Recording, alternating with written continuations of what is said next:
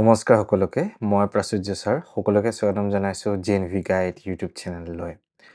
আজি এটা বহুত ডাঙৰ প্ৰশ্ন সকলোৰ মনত আহি থাকে যে প্ৰাইভেট স্কুলৰ পৰা নৱোদয় বিদ্যালয় বাছনি পৰীক্ষা দিব পাৰিব আৰু যিসকলে ইতিমধ্যে আমি দিছোঁ আমাক এডমিশ্যন দিব নে নিদিয়ে আমি এটা কি হ'ব আমাৰ কি নহ'ব সকলোৰে মনত প্ৰাইভেট স্কুলত পঢ়ি থকা ছাত্ৰ ছাত্ৰীৰ অভিভাৱকসকলৰ মনত ডাঙৰ এটা প্ৰশ্ন আহি থাকে তো সেইখিনি বিষয়ে অলপমান আজি আলোচনা কৰিম আৰু আৰম্ভণিৰ পৰা শেষলৈকে ভিডিঅ'টো চাব সকলোৰ সমস্যা বা প্ৰশ্নৰ উত্তৰ আজি এই ভিডিঅ'টোতে পাই যাব আৰু বাকি নতুনকৈ যদি আহিছে চেনেলটো ছাবস্ক্ৰাইব কৰিব নাপাহৰিব কিন্তু তো পোনপ্ৰথমতে ক'ব গ'লে যিসকলে এবাৰ পৰীক্ষা দিলে যিটো 13 ডিচেম্বৰ 2025 চনৰ পৰীক্ষা হৈ গ'লগে ৰিজাল্টৰ কাৰণে বৰ্তমান বাট চাই আছোঁ আমি এতিয়া আৰু যিসকলে এতিয়া ক্লাছ 4ত আছে 5 পাবগে অহা মাৰ্চ মাহত আৰু 2026 চনত পৰীক্ষাটো দিব ক্লাছ 6ত অহা বছৰ এডমিশ্যন ল'বগে সেই সকল ব্যক্তিকো কৰিছোঁ বা কোনোবা যদি ক্লাছ 3টো পঢ়ি আছে ষ্টুডেণ্টছ এতিয়া ক্লাছ 2টো পঢ়ি আছে সকলোৰ বাবে এই ভিডিঅ'টোত জনাইছোঁ যদি আপোনালোকৰ ষ্টুডেণ্টে পৰীক্ষা দিলে বা পৰীক্ষা দিবহে দুইটা ক্ষেত্ৰতে হ'ব তো এটা প্ৰাইভেট স্কুলত ক'ব গ'লে আপোনালোকৰ প্ৰাইভেট স্কুলত দুটা বা তিনিটা ডকুমেণ্টছ খুব বিশেষ সাংঘাতিক গুৰুত্বপূৰ্ণ ডকুমেণ্টছ বুলি ক'ম মই এতিয়া তো পোনপ্ৰথমতে আমাৰ যিটো ৰিকগনাইশ্যন আপোনালোকৰ ইউডাইচ বা ৰিকগনাইশ্যন যিটো আছে এখন প্ৰাইভেট স্কুলৰ যিখন ৰিকগনাইশ্যন চাৰ্টিফিকেটৰ পৰা লৈ ৰিকগনাইজ হৈ থাকিব লাগিব কিন্তু আপোনালোকৰ প্ৰাইভেট স্কুলখন অসম চৰকাৰৰ যিটো এটা নিয়ম আছে এটা প্ৰক্ৰিয়া এটা প্ৰণালী আছে সেইটোৰ হিচাপত আপোনালোকৰ প্ৰাইভেট স্কুলখন ৰিকগনাইজ হৈ থাকিব লাগিব তেতিয়াহ'লে কিন্তু চিটটো পাব বা এডমিশ্যন ল'ব পাৰিব তেনেকুৱা কথা আৰু ইয়াৰ লগতে আপোনাৰ ষ্টুডেণ্টজনৰ যিটো পাৰ্মানেণ্ট এডুকেশ্যন নাম্বাৰ আছে পেন নাম্বাৰ সেই নাম্বাৰটো কিন্তু একদম আপ টু ডেট হৈ থাকিব লাগিব আজিৰ ডেটত যদি মই চাওঁ আপোনাৰ ষ্টুডেণ্টজনৰ permanent education number PEN number PEN permanent education number সেইটো কিন্তু পুৰা ধুনীয়াকৈ বস্তুখিনি ওলাই থাকিব লাগিব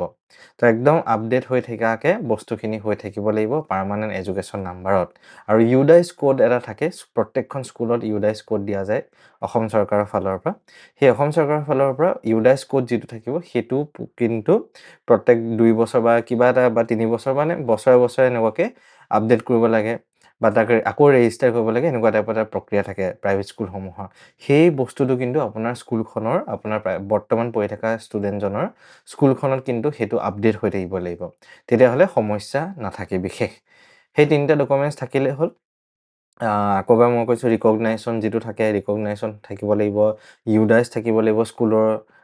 এনেকুৱা নহয় যে আছে খালি আপডেট নাই বহুত আমাৰ ষ্টুডেণ্টৰ এনেকুৱা সমস্যা দেখা যায় যে থাকে স্কুলবিলাকৰ খালি আপডেট নাথাকাৰ বাবে পিছলৈ সমস্যাৰ সন্মুখীন হয় তো সেইবাবে আপোনালোকক এতিয়াই কৈ দিছোঁ যিসকলে পৰীক্ষা দিলে হাতত আৰু 1 মাহ 2 মাহ সময় আছে যিহেতু আপোনালোকে স্কুলত প্ৰশ্নটো সুধিব পাৰে যে এনেকুৱাকৈ বস্তুখিনি আছে নে আপোনালোকৰ যিসকলে বৰ্তমান 4ত আছে 5 যাব ফৰ্ম ফিল আপ কৰিব তো আপোনালোকৰ স্কুলতো বস্তুখিনি সুধিব পাৰিবগৈ আৰু লগতে আপোনালোকৰ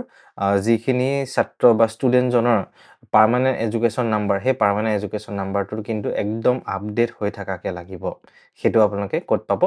বৰ্তমান পঢ়ি থকা প্ৰাইভেট স্কুলখনতে পাব তো সেইবাবে আপোনালোকে এই যিখিনি বস্তু মই বিষয় ক'লোঁ পাৰ্মানেণ্ট এডুকেশ্যন নাম্বাৰ ইউডাইচ ৰিকগনাইশ্যন এইখিনি বস্তু প্ৰাইভেট স্কুলখনত গৈ পেলাই আপোনালোকে যোগাযোগ কৰিব পাৰিব আপোনালোকৰ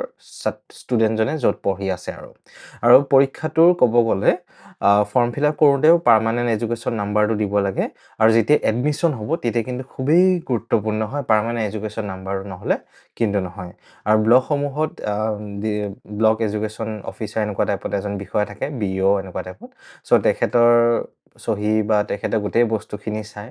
তাৰপিছত আকৌ IS যিজন স্কুল ইনস্পেক্টৰ থাকে চ' তেখেতেও বস্তুখিনি চায় চ' সেই তেনেকেই বস্তুখিনি খুব ভালকৈ চোৱা চিতা কৰি পেলাইহে এটা চিট নৱোদয়ত দিয়া যায় আৰু